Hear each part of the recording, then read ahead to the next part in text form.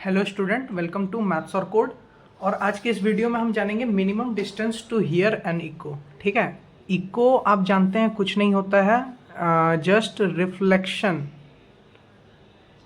Of sound.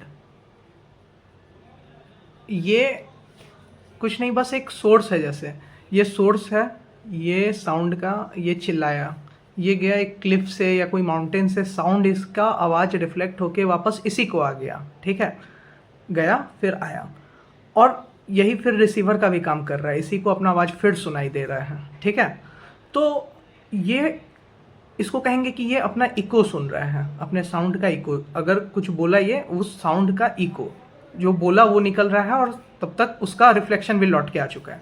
ठीक है, तो हम उसके लिए लीस्ट डिस्टेंस निकालेंगे, minimum distance to hear and echo. ठीक है, तो इसके लिए हम लोग दो चीज़ का ज़रूरत है हम लोग को जानने का। पहला, यहाँ पे पहले बात तो हम लोग यहाँ लेंगे velocity of sound in air. यहाँ लेंगे हम लोग 342 मीटर पर सेकेंड। आप कुछ भी ले सकते हैं, इसी अराउंड रहता है 342 343। ठीक है, और दूसरी बात कि एक इम्पॉर्टेंट बात है कि least time between two sounds, दो साउंड्स के बीच में लीस्ट टाइम सच दैट कि human ear will perceive them distinctly। दो साउंड के बीच में मिनिमम कितना टाइम का गैप होना चाहिए कि ह्यूमन ईयर उन दोनों को अलग अलग साउंड ट्रीट करे, वो दोनों साउंड ओवरलैप ना हो जाए। तो ये होता है ह्यूमन ईयर के लिए 0.1 सेकेंड। ये आपको याद करना पड़ेगा और आप समझ लीजिए एक बार, 0.1 सेकेंड। ठीक है, least distance of distinct hearing, least time of distinct hearing. ठीक है, फॉर ह्यूमन ईयर 0.1 सेकेंड।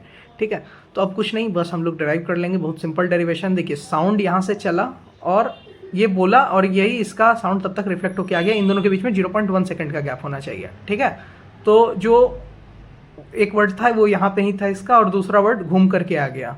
ठीक है, तो इसके बीच में, इन दोनों के बीच में 0.1 सेकंड का गैप होना चाहिए, अपना जो बोल रहा है और वापस जो सुन के आ रहा है, क्योंकि अपना जो बोल रहा है वो भी वो सुन रहा है। ठीक है, तो सिंपल सा फंडा है। अब देखिए, ये एक साउंड गया और फिर आ गया, तो कितना चला, d प्लस डी, 2d। तो 2d, यहाँ सिंपल सा फॉर्मूला लगाएंगे, distance equal speed into time.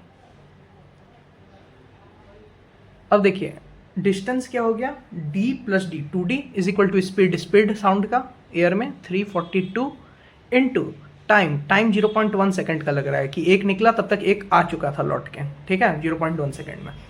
अब देखिए, अब बस इसको फर्दर सॉल्व कर लेंगे, तो d आ गया 342 इंटू 0.1/2। अब देखिए, इसको काट लीजिए, 171।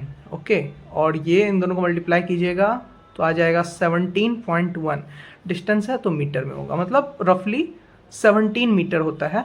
ये होता है least distance between sound source and a mountain और क्लिफ टू रिसीव, या ऑब्स्टेकल भी बोल सकते हैं, to hear and echo. Minimum कितना डिस्टेंस, 17 मीटर। इससे ज़्यादा डिस्टेंस में भी आप हियर इको सुन सकते हैं, और ज़्यादा दूर होगा तो आपको और डिले के बाद इको आएगा। और ये हो गया कि मिनिमम इतना डिस्टेंस तो होना चाहिए। अगर इससे कम डिस्टेंस है तो फिर इको नहीं सुन पाइएगा, क्योंकि आपका आवाज़ और आपका इको जो लौट के आएगा वो आपस में सुपर इम्पोज हो जाएगा। ठीक है, thanks for watching my video.